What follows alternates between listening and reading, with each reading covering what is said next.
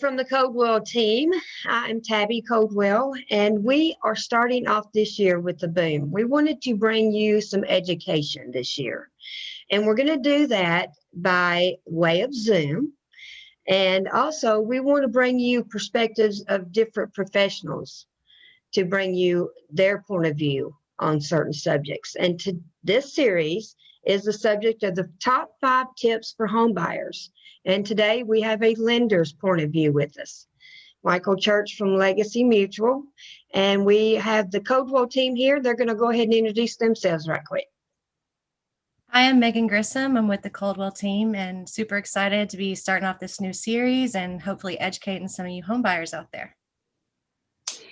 Hey, Ed, I'm Monica Pittard, and I'm excited as well. I'm looking forward to see what 2020 has in store for us and to see how awesome this video series is going to be too. Should be great. Okay, Michael, it's all yours. Let's start it off by this first video series is going to be start saving early and why. So kick it off with us about the down payment.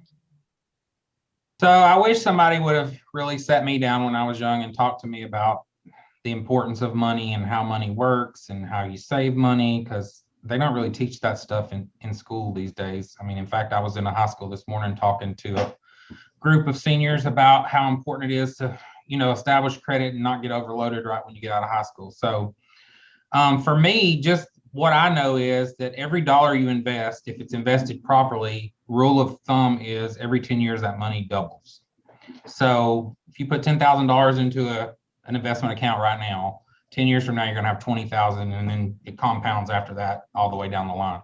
So I can't stress enough the importance of saving and the importance of starting early to save, because had I had done that when I was in my 20s, I'd be a lot farther along than I am right now. But not something you really think about when you're in your 20s. But typically, most loan programs, there are some 100% programs where you can get qualified for no down payment assistance, but there's also, loans where you can put down as little as 3% on those as well and get qualified. So typically you want to save up enough at least to cover your down payment. Sometimes you can get the seller to cover your closing costs, but in this market being as tight as it is, that's getting a little tougher every day. Right. But typically, rule of thumb, you need at least 3% for your down payment, and then you want to figure probably another 2.5% to 3% for closing costs if the seller doesn't pay for those. So I have a question about that. For in the real world, for somebody who's out there and they don't 3% means nothing to them. That doesn't mean anything to them really. So what is there a figure that you think that if a first time home buyer is out there and they're wondering how much money to save, like how much would you tell them you should have X amount of cash sitting in the bank? Well, I mean, if you don't have a rich relative that can give you the money, then you obviously have to save all of it. But it just depends on what price point you're looking at. If you're looking at a $200,000 house, 3% of that is $6,000. So you would need $6,000 if you're going to ask for no closing costs to be covered. Then you need $12,000. Okay. I would say 10 to 15 would be a good range to say. Okay.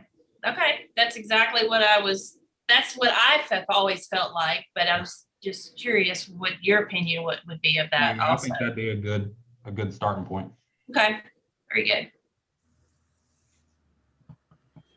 good. And what's the rule of thumb, Michael, about moving expenses? You tell them they need $1,200 to cover moving, or? It just depends on, are you going to have to pay deposits on all your utilities to set them up? Are you going to have to hire a mover or rent a truck or rent a storage building?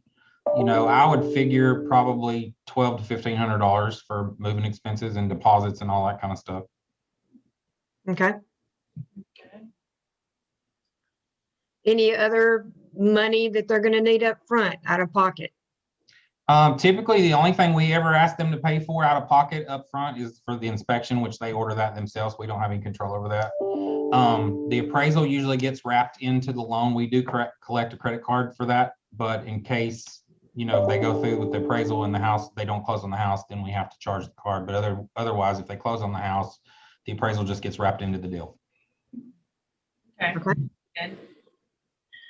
All right, well, that was short and sweet, but at least we're educating people. It's not, you know, these videos might not be long, but they're going to bring some education to everybody, and that's what our goal is this year, is to educating our people.